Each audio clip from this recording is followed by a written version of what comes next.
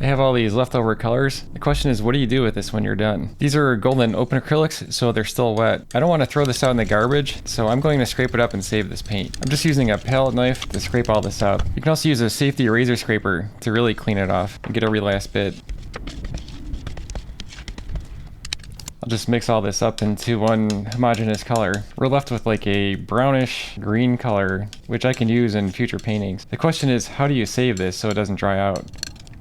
There's two ways to save leftover paint. The cheapest way is to just use tinfoil, but as you can see, it kind of makes a mess and it's hard to scrape some of this leftover paint out of here. I've used this in my color matching videos. I put it in my palette. This paint's been in here for months and it's still wet.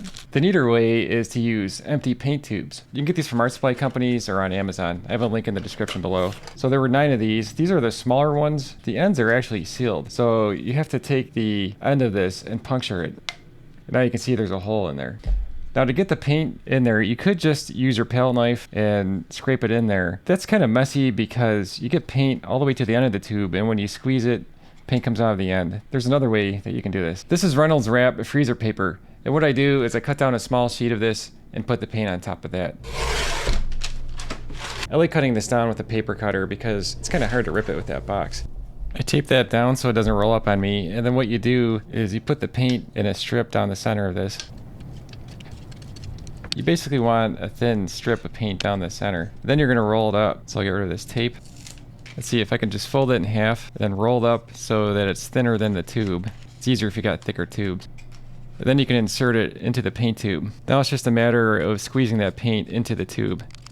And then you could just squeeze it in there. I like to use a paint tube wringer to crimp that shut, and then I could just fold it. You could just fold it, but I feel like that seals it better. Here's the finished tube. I labeled it with golden open, and I put a little swatch of the color on there. This is a good way to save paint. These do come in larger tubes, so if you want to pre-mix large batches of color, you can do that too. I also think that you could probably just fold it over once, and that would keep it airtight, and if you wanted to add more paint in there later, you could probably do that. So there we have it. I have a tube of recycled paint. I can use this in any future landscape painting. Thanks for watching this video. Please like and subscribe if you found it helpful. Up next, you can watch my video about how I set this palette up, or my video on 10 game-changing art supplies.